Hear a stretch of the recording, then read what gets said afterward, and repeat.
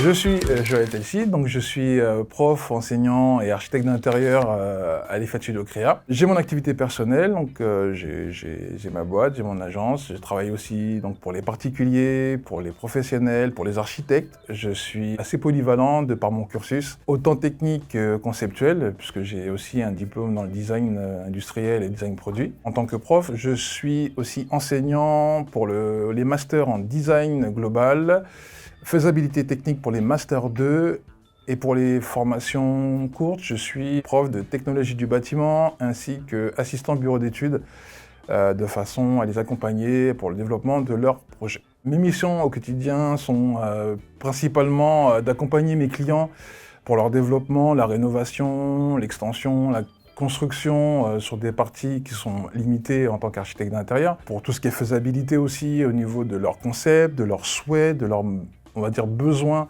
de réalisation, tout en ayant aussi cet aspect économique, puisqu'on a un besoin en tant qu'utilisateur et que client, ils ont un besoin aussi de ne pas partir dans des dépenses folles au niveau de leur réalisation. Les contraintes de métier sont principalement les contraintes des clients, donc c'est vraiment l'aspect financier, hein, c'est vraiment la problématique qui ressort souvent.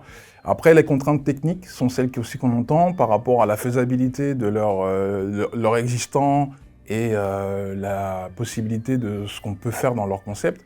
On leur amène des solutions techniques, économiques. Le poste d'architecte d'intérieur est épanouissant pour la simple raison, c'est qu'on voit toujours des personnes différentes sur des problématiques différentes, que ce soit en tant que architecte d'intérieur, mais en tant que prof, clairement, les contraintes de mes élèves ou les besoins pour développer un sujet, tout le monde n'a pas la même idée, tout le monde n'a pas la même vision du sujet, donc ça amène des réflexions et c'est hyper enrichissant parce que du coup, on découvre chaque élève sa façon de penser et sa problématique. Donc on développe ça et en fait, on en fait des concepts assez forts. Et pour les clients, en fait, le besoin qu'on constate au quotidien, c'est un accompagnement.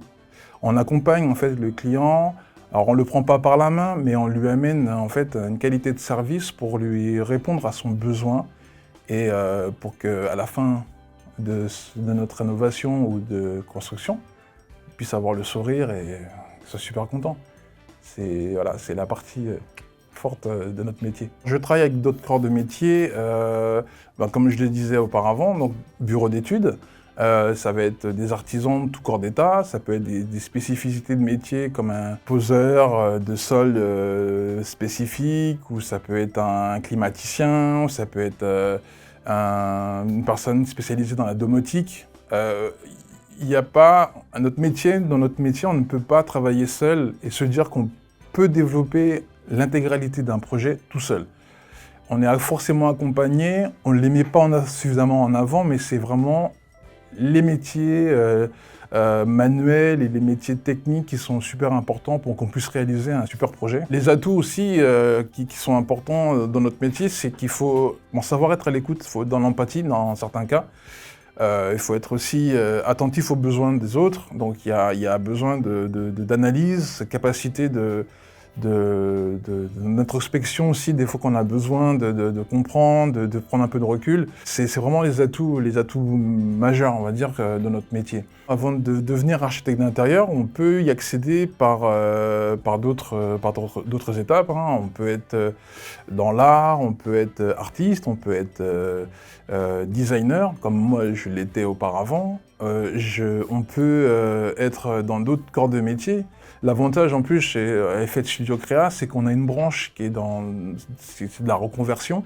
On les refaçonne par rapport à ce qu'ils ont souhaité faire dans la branche reconversion, donc la formation continue.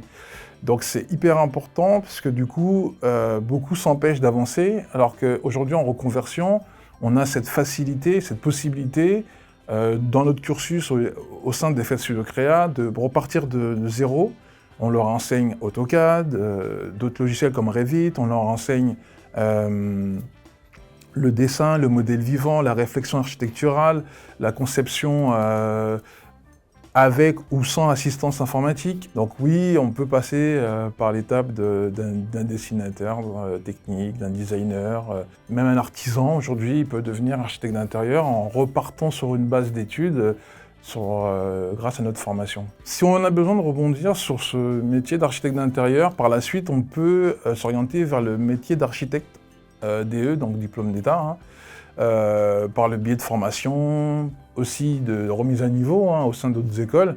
On peut partir vers le milieu technique, on peut partir vers la rénovation, enfin, c'est pas la rénovation, mais c'est tout ce qui est nouveaux matériaux, donc c'est aussi des éléments plus techniques, mais on peut s'orienter vers faire un autre métier, puisque du coup, c'est une opportunité. Bon, après, effectivement, si on ouvre un bureau ou une agence d'architecture d'intérieur, ce côté management et ce côté responsable d'agence va vous permettre aussi derrière d'éventuellement vous proposer à des postes de cadre ou dans le milieu du salariat. Donc, en tout cas, il n'y a pas de... Je pense qu'aujourd'hui, il n'y a pas de limite par rapport à notre métier qui est un métier super créatif, technique, à la fois. On peut devenir aussi chef de chantier, faire maître d'œuvre, assistant à la maîtrise d'ouvrage. Enfin voilà, on peut rebondir. On peut aussi travailler dans le BIM, sur tout ce qui est Revit, Archicad, Vectorworks, etc. C'est tous les métiers liés au BIM. Et aujourd'hui, on a la chance à Eiffel Studio Créa, c'est qu'on développe cette branche et on augmente ce potentiel au niveau du BIM. C'est super important puisque demain, c'est un métier qui va prendre une ampleur en France et pas que, parce qu'à l'international, le BIM, c'est une référence. Donc c'est hyper valorisant pour notre futur, en tout cas pour celle de l'école.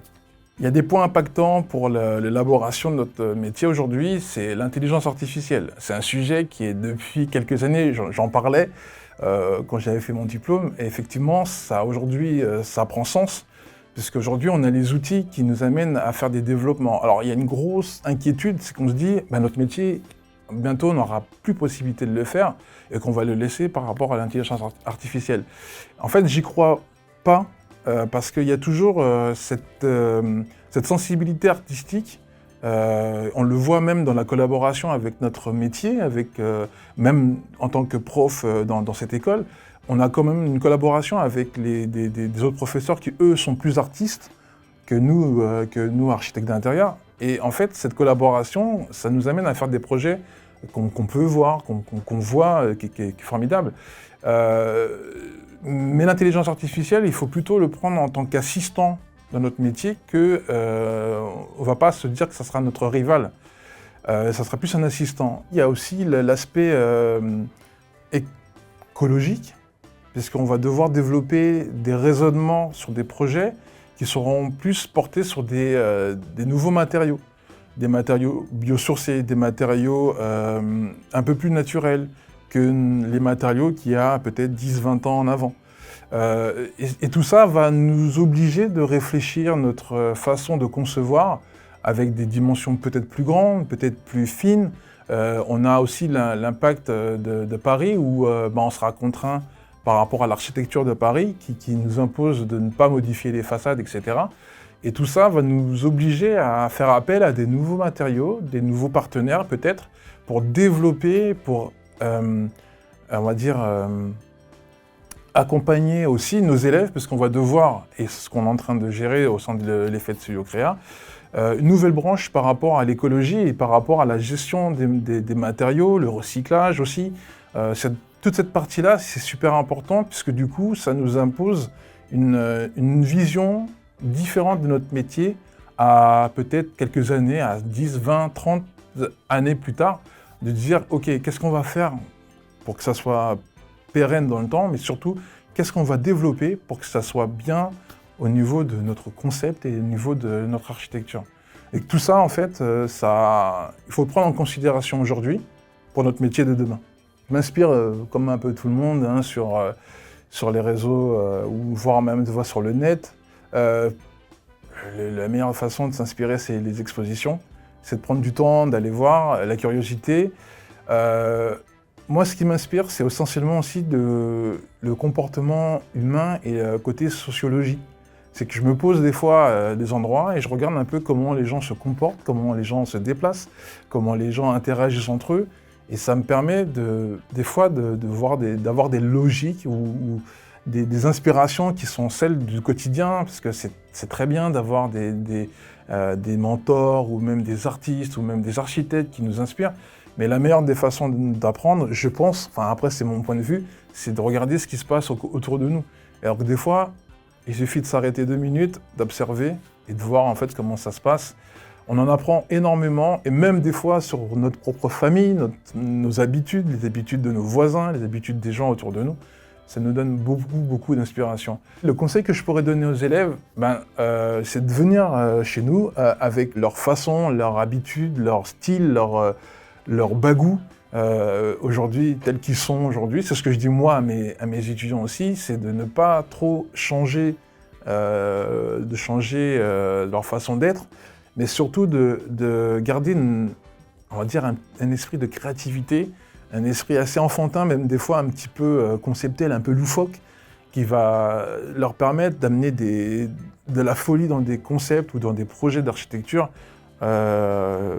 qui sont en train de se développer, qu'on a besoin de cette fraîcheur et cette envie aujourd'hui de développer notre métier, qui est, je pense, aujourd'hui tout en perpétuel développement et qui n'a pas de limite à ce métier si vraiment on se donne les moyens techniques, conceptuels et architecturaux.